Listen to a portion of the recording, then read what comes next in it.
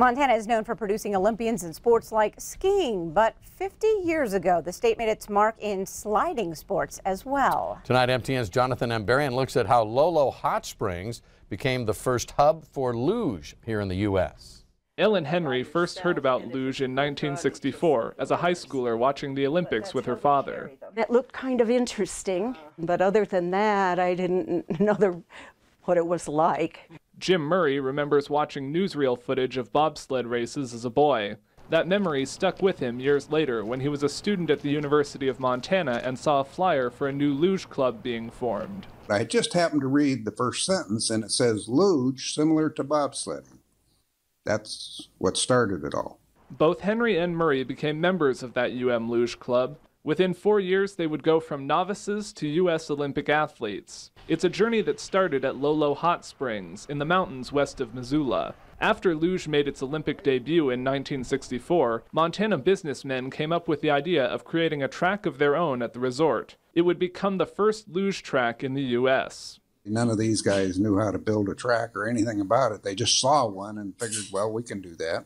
When students traveled to Lolo to practice, they found there was still a lot of work to do. We're out there with a shovel and a hose, and it's cold and making slush, and, well, this looks about right. The area behind me might look like a typical trail, but managers at Lolo Hot Springs believe this is the location of the original luge run. More than 50 years ago, you could have seen the sliders of the Luge Club honing their skills right here. Running down the Lolo track was a unique experience. I remember going down it, rattling around, then kind of jumped the track and went on the pedestrian track and jumped back in, and I won. And I'm thinking, this is crazy.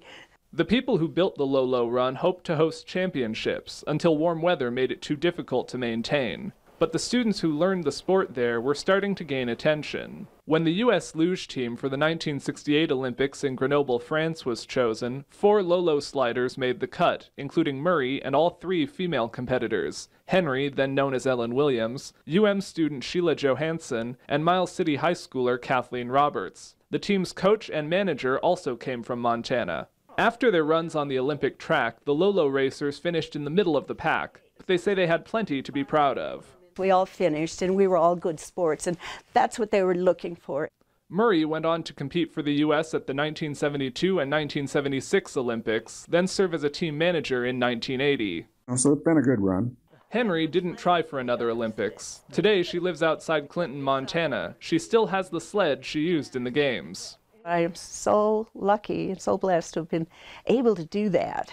There isn't much left at Lolo Hot Springs to remind visitors of its place in winter sports history. Much of the old luge track is now part of the resort's disc golf course. But the people who learned the sport there are proud of what they accomplished. For lack of a better term, we laid the foundation for what they have today. Jonathan Ambarian, MTN News, Lolo Hot Springs. An intriguing piece of Montana history. Thanks, Jonathan. Great story. Great story.